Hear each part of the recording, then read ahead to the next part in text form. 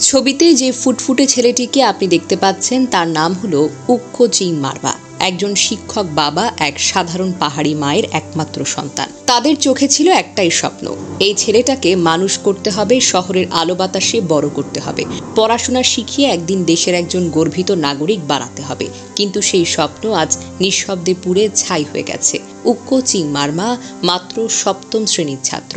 রাঙ্গামাটি রাজস্থলী উপজেলার বাঙ্গালহারিয়া কলেজ পাড়া থেকে অনেক কষ্ট করে মা বাবা তাকে নিয়ে এসেছিলেন রাজধানীতে, কারণ তাদের বিশ্বাস ছিল শিক্ষা, আলো, সম্ভাবনা এসব ঢাকাতেই বেশি। তাই এক বুক আশা নিয়ে পাঠিয়েছিলেন ছেলেকে উত্তরা মাইলস্টোন স্কুল অ্যান্ড কলেজে। কিন্তু তারা কখনোই ভাবতে পারেনি সেই ছেলেকে একদিন লাশ হয়ে ফিরিয়ে নিতে হবে। ঘটনা ঘটে 2025 সালের 21শে জুলাই সোমবার দুপুর 1টার দিকে।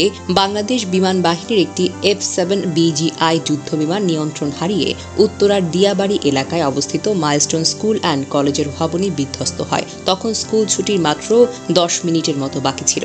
অনেক শিক্ষার্থী তখনও ক্লাসরুমে ছিল, ঠিক যেমন ছিল উক্কো চিং মারমা। বিমানটি বিধ্বস্ত হওয়ার সঙ্গে সঙ্গে বিকট শব্দে বিস্ফোরণ ঘটে, চারিদিকে আগুন ছড়িয়ে পড়ে। উক্কো চিং এর শরীরের প্রায় 90 থেকে 100% পুড়ে যায়। তাৎক্ষণিকভাবে উদ্ধার করে তাকে নেওয়া হয় ঢাকার বার্ন ইনস্টিটিউটে। চিকিৎসকরা সর্বোচ্চ চেষ্টা করেন, কিন্তু আগুনের ক্ষত এতটাই গভীর ছিল, শেষ পর্যন্ত লড়াইটা জিততে পারেনি এই পাহাড়ি কিশোর। মৃত্যুর কাছে হার মানতে হয় তাকে। সোমবার দিবাগত রাত 2টার দিকে জাতীয় বার্ন অ্যান্ড প্লাস্টিক সার্জারি ইনস্টিটিউটে তার মৃত্যু হয়। মৃত্যুর সংবাদ ছড়িয়ে পড়তে শুধু রাজধানী নয়, কেঁদে উঠেছে রাঙ্গামাটির কলেজ পাড়াও। তার মাসি নেলি মারমা জানান, ডাক্তাররা অনেক চেষ্টা করেছেন, কিন্তু শরীরের অবস্থা খুবই খারাপ। চোখের সামনে ছেলেটা নিঃশেষ হয়ে গেল।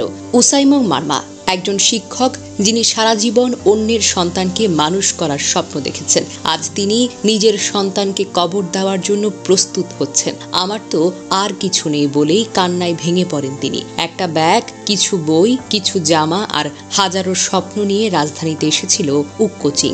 এখন শুধু পড়ে আছে তার পোড়া দেহ আর চিরতরে থেমে যাওয়া হাসি মাখা মুখ। এই মৃত্যু শুধু একটি পরিবারের নয়, এটা পুরো জাতির এক হৃদয় বিদারক ক্ষতি। একজন সম্ভাবনাময় শিক্ষার্থী, একটি উজ্জ্বল মুখ, একটি ভবিষ্যৎ, সবকিছুই শেষ হয়ে গেল কয়েক সেকেন্ডের দুর্ঘটনায়। এই দুর্ঘটনা শুধু প্রযুক্তিগত ব্যর্থতা নয়, এটা আমাদের নিরাপত্তা ব্যবস্থায় বড় প্রশ্ন তুলে দেয়। একটি যুদ্ধ বিমান কিভাবে শিক্ষার্থীদের নিরাপদ আশ্রয় স্কুল ভবনের মতো এত কাছাকাছি এসে বিধ্বস্ত হলো? কেন সময় মতো সতর্কতা বা সুরক্ষা গ্রহণ করা গেল না? এসব প্রশ্নের উত্তর আজ আমরা চাই উক্কো চিং এর জন্য, মাহারিনাপার জন্য, আর যারা এখনো জীবন মৃত্যুর সন্ধিক্ষণে লড়ছে তাদের জন্য। এই ঘটনায় যেন আর কোনো মা সন্তানের পোড়া দেহ দেখে না কাঁদে, আর কোনো বাবা যেন জীবনের সর্বস্ব দিয়ে গড়া স্বপ্নকে অঙ্গার হাতে না দেখে। উক্কো চিং, তুমি চলে গেলে, কিন্তু তোমার নিষ্পাপ মুখ আমাদের বিবেক নাড়া দিয়ে গেছে। তোমার এই বিসর্জন যেন আমাদের ভবিষ্যৎ রক্ষার আলোর পথ দেখায়। জানা যায়, ঢাকার উত্তরায় যে বিমানটি বিধ্বস্ত হয়েছে সেটি বাংলাদেশ বিমান বাহিনীর একটি FT-7 BGI মডেলের যুদ্ধ বিমান বলে জানিয়েছে আন্তঃবাহিনী জনসংযোগ পরিদপ্তর ISPR। বিমান বাহিনীর সাবেক কর্মকর্তা অবসরপ্রাপ্ত এয়ার কমোডোর ইশফাক ইলাহি চৌধুরী BBC বাংলাকে জানায়, বিধ্বস্ত হওয়া বিমানটি মূলত প্রশিক্ষণের কাজে ব্যবহার হয়ে থাকে।